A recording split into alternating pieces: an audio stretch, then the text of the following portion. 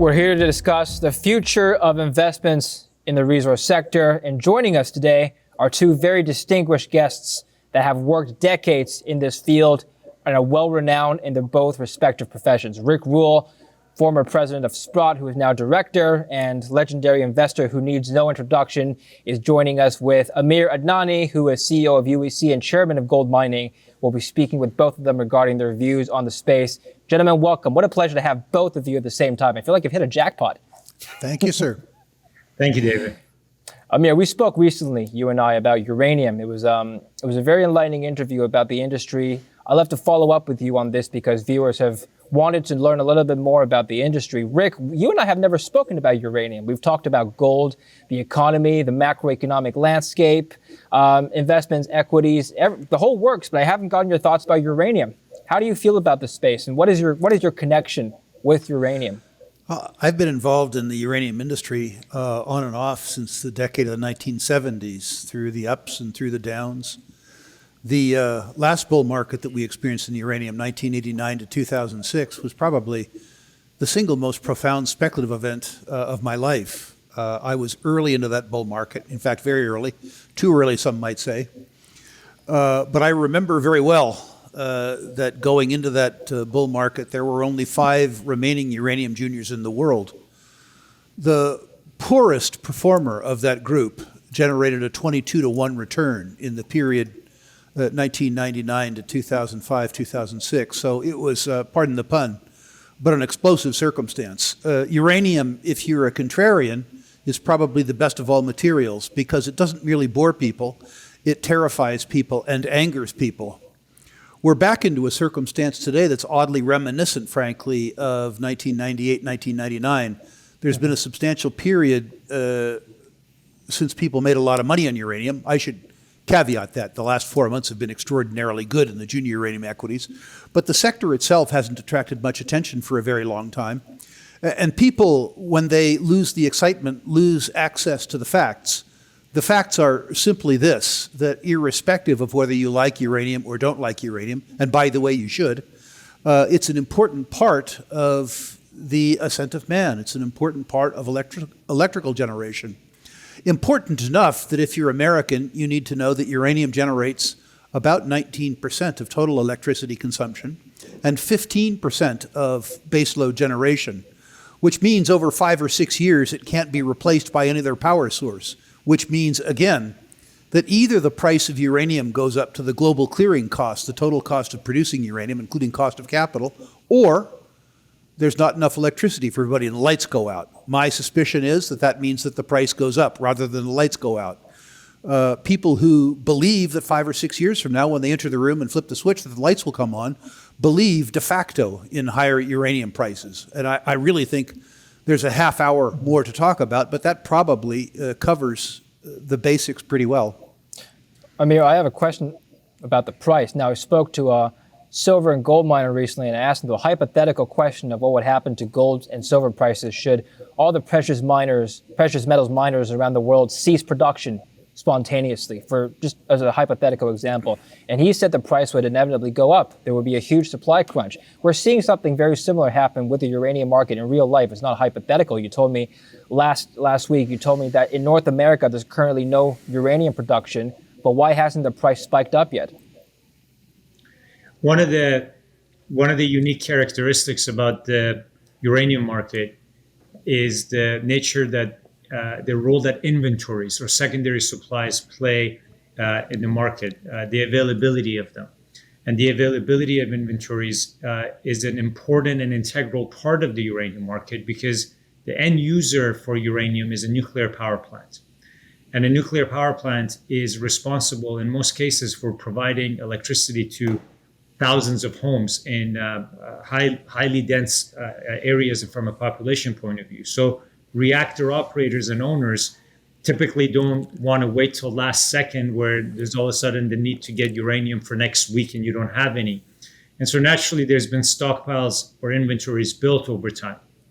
And I think just bringing it back to a point that Rick just made, how today's setup and dynamics in the market are very much reminiscent of periods leading up to previous bull markets where you would have looked around and said to yourself, why isn't the uranium price going up? It's at $20. The supply demand fundamentals don't make sense, that we're consuming more uranium than what we're mining, and we're depending too much on finite amount of above ground inventories.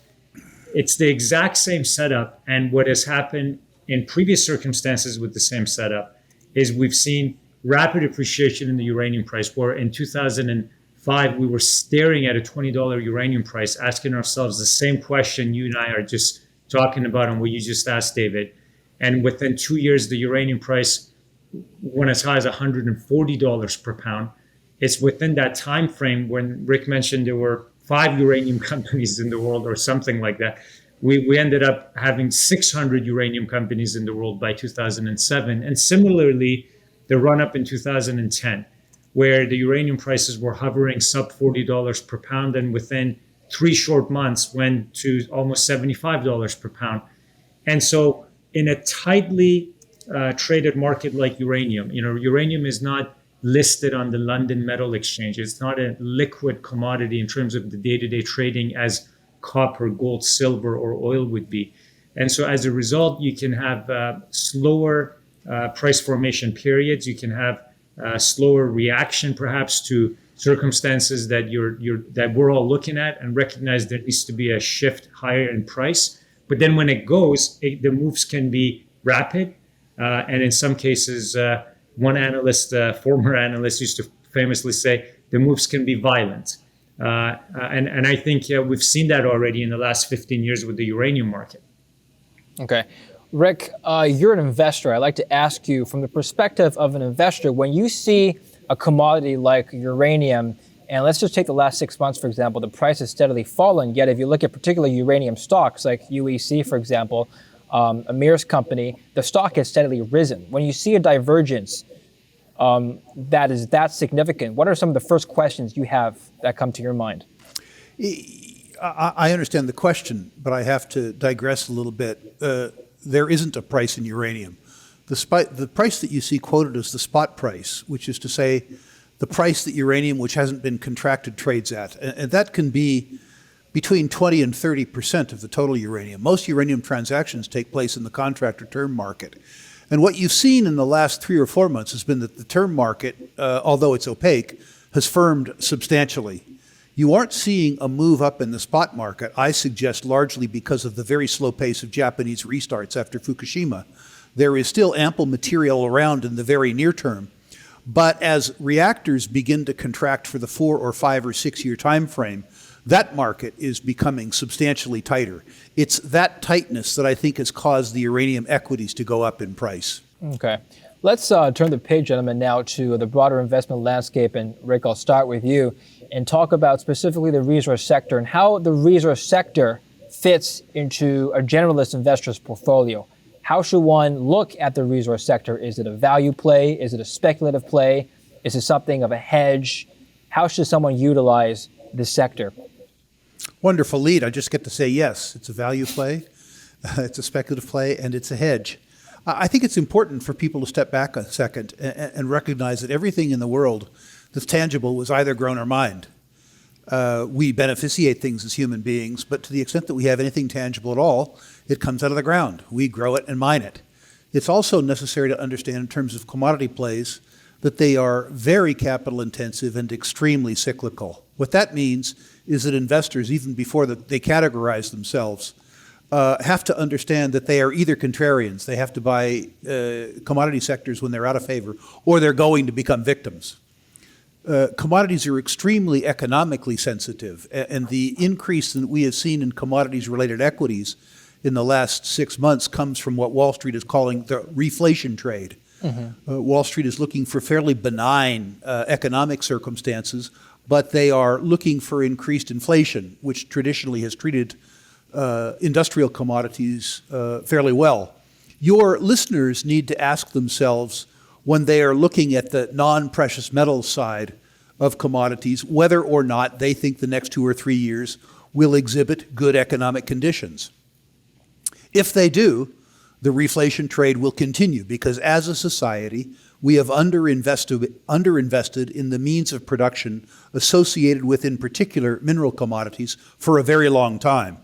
And if demand even holds steady, it doesn't need to increase, we're going to see supply destruction occurring because of a period of very low input. That is, we've underinvested in these sectors.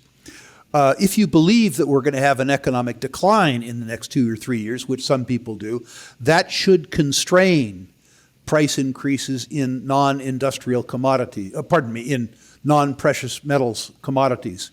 I think with regards to precious metals, the circumstance is very different.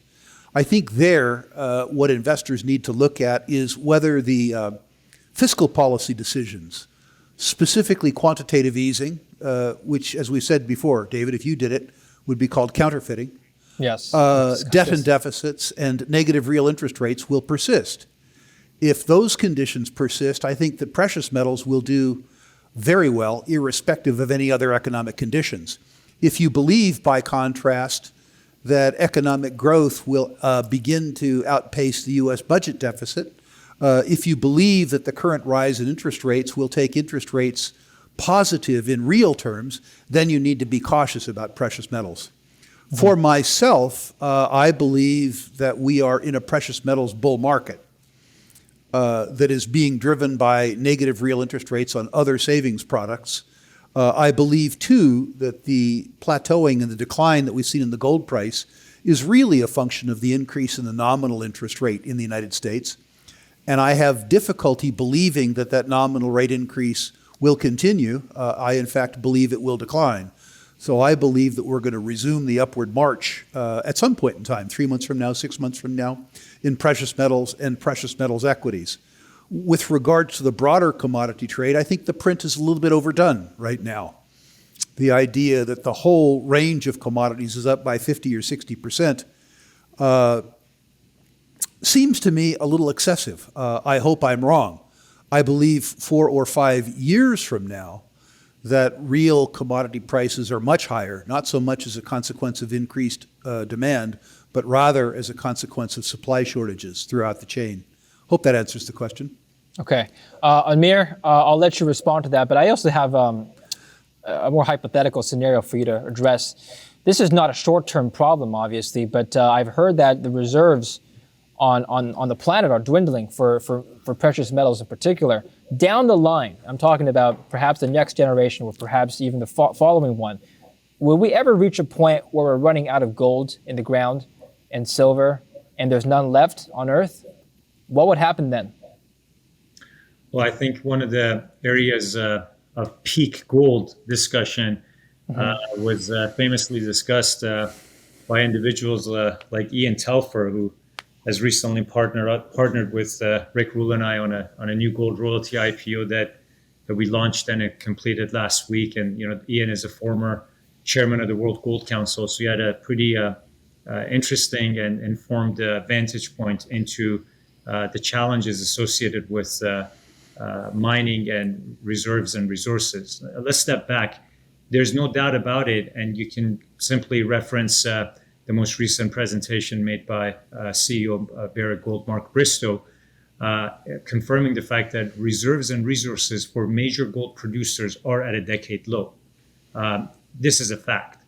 Now, whether this is due to the sheer scarcity of gold in the Earth's crust, or the fact that investors require and ESG practices require deposits in certain jurisdictions, or whether we're talking about sanctions or other political issues as to what geographies and countries miners can efficiently enter into, bring their capital, and be able over a long-term business realize adequate returns, we end up with quite limiting areas and limitations around where exploration, development, and mining can take place, which is an extremely long-term business and exercise, extremely high risk and extremely capital intensive.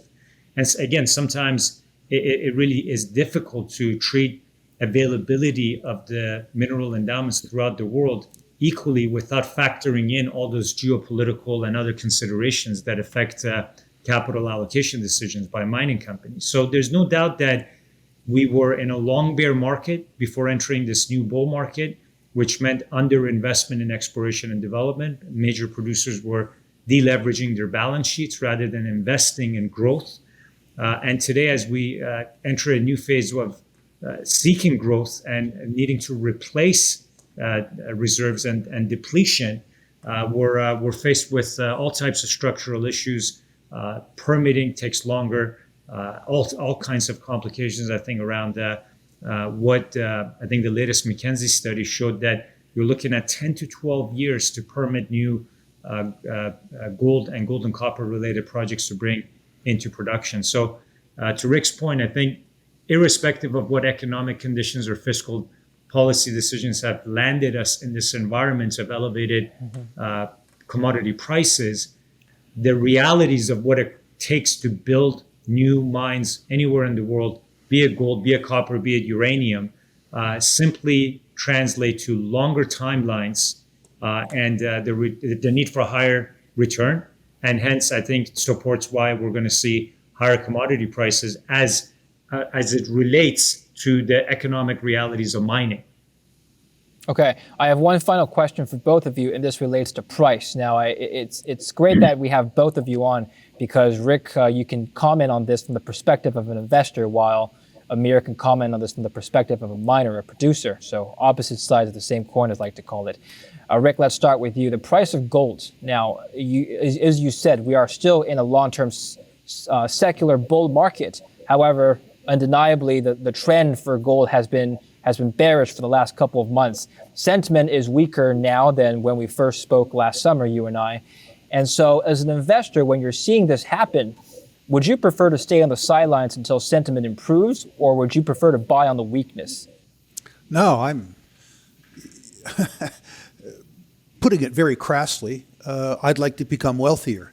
If I believe that the price of gold is going up in the 2-year, 3-year, 4-year time frame, the fact that it is falling in price now so that I can buy more cheaply, I consider to be an unalloyed good.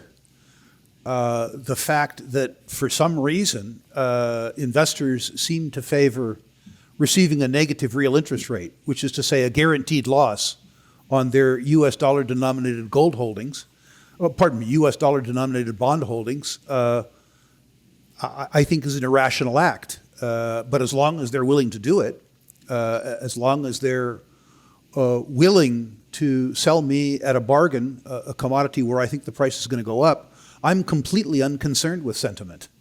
I'm delighted by it. The truth is that my physical gold holdings, the physical gold holdings I have now, wouldn't be for sale at $2,000 an ounce. They wouldn't be for sale at $2,200 an ounce. So from its current price, I would actually rather see it go down than up. If it goes down, I can buy more. If it went up, even a reasonable amount, I wouldn't sell it anyway. So from my own viewpoint, the current weakness in gold, and particularly the current weakness in gold equities, is extremely appealing. I'd like to go back for a second to something Amir said with regards to supply. And I would caution your listeners to understand that almost all the gold that's ever been mined is still supply. We take the stuff, oddly, from a hole in the ground called a mine, and we put it in a hole in the ground called a vault. But despite the fact that it's all supply, you have to consider its supply relative to its competitors, which is to say bonds. Amir needs to go out and find the stuff. He needs to permit it. He needs to finance it. He needs to do all that. To create gold, he has to make a substantial expenditure.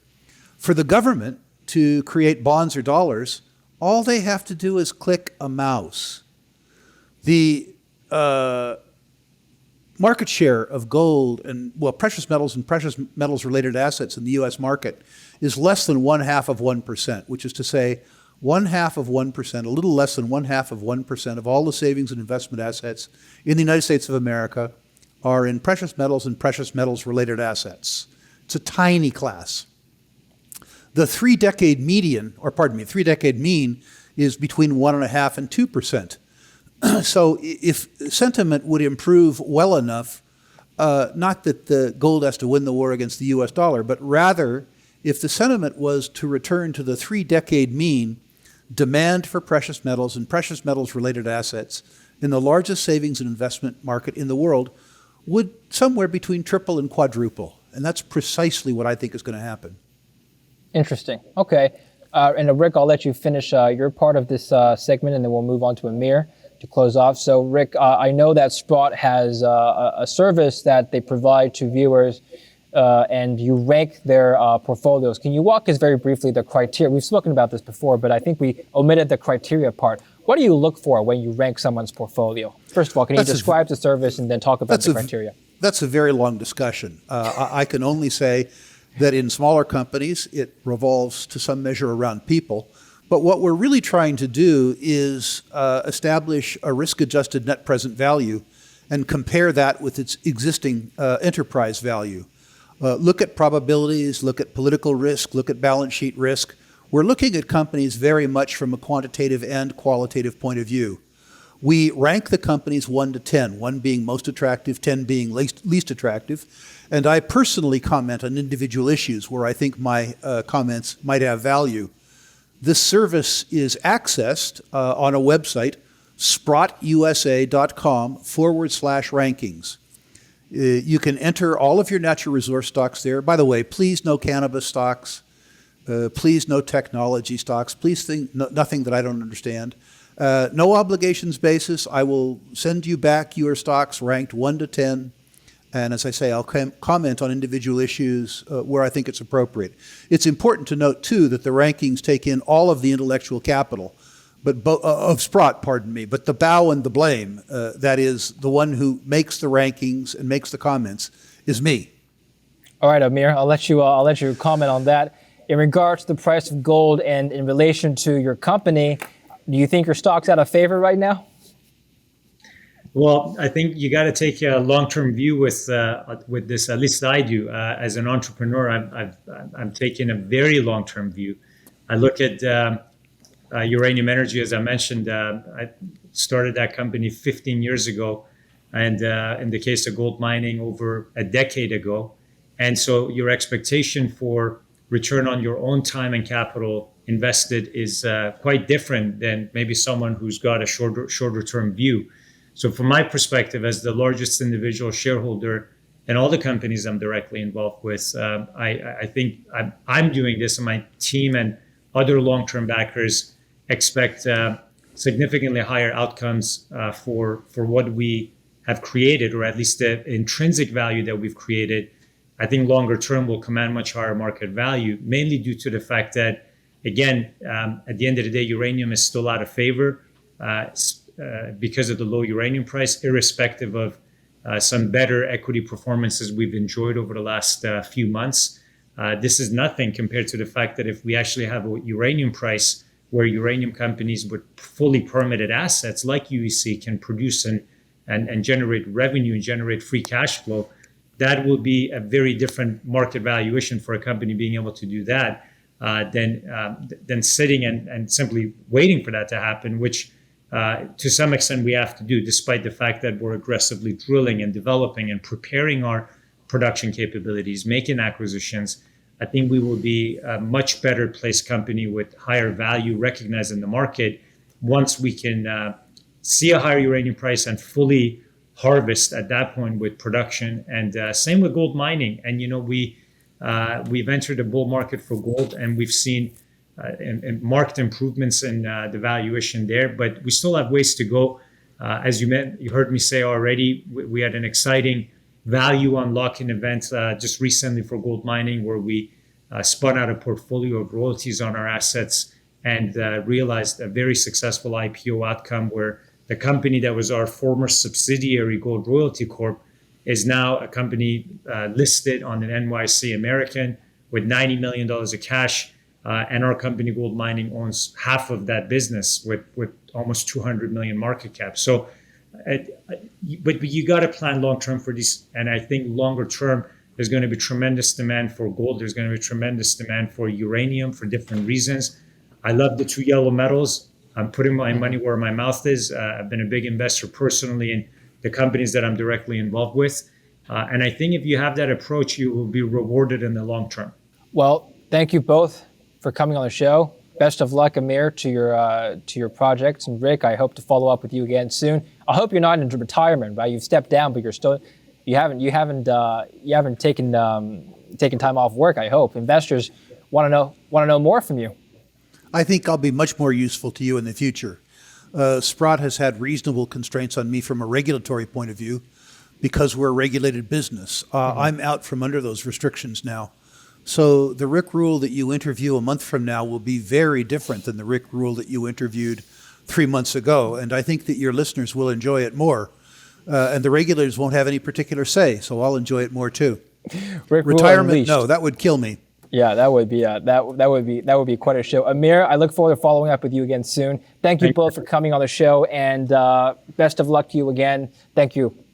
Thank you, David. Thank you, David. And thank you for watching Kitco News. I'm David Lin.